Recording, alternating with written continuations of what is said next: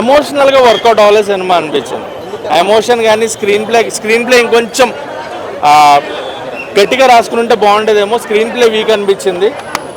మిగతాదంతా కూడా ముగ్గురు పెర్ఫార్మెన్సెస్ అంటే ముగ్గురికి ఈ మధ్య కాలంలో హిట్ లేదు, ఫ్లాప్ హీరోస్ అనే చెప్పుకోవచ్చు. కంబ్యాక్ ఇచ్చినట్టేనా ముగ్గురు? కంబ్యాక్ ఇచ్చినట్టే, బట్ హిట్ అయితే కాదు, యావరేజ్ ఫిలిం. వాళ్ళ ముగ్గురికి అయితే గట్టి క్యారెక్టర్లు ఇంక నుంచి పడే అవకాశాలు ఉంటాయి. సాయి శ్రీనివాస్ గారు మెయిన్గా ఆయన పెర్ఫార్మెన్స్ అయితే పీక్స్. ఈ రేంజ్ ఆఫ్ పెర్ఫార్మెన్స్ నాకు తెలిసి సాయి శ్రీనివాస్ గారు ఇప్పటిదాకా చేయలేదని చెప్తా.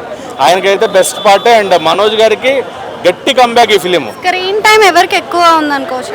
స్క్రీన్ టైం ముగ్గురిది ఒకలాగా ఉంది, కాకపోతే నారా రోహిత్ గారిది కొంచెం తక్కువ ఉంటుంది. మిగతా ఇద్దరిది same screen time. But domination మటుకు మనోజ్ గారిది ఎక్కువ అనిపించింది నాకు. ఎక్కువ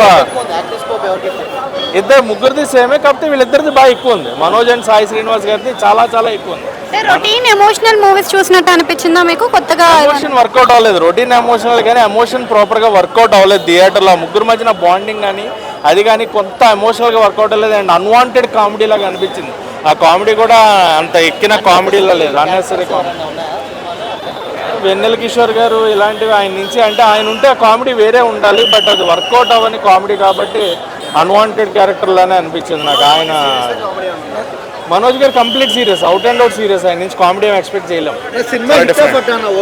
యావరేజ్ అన్న.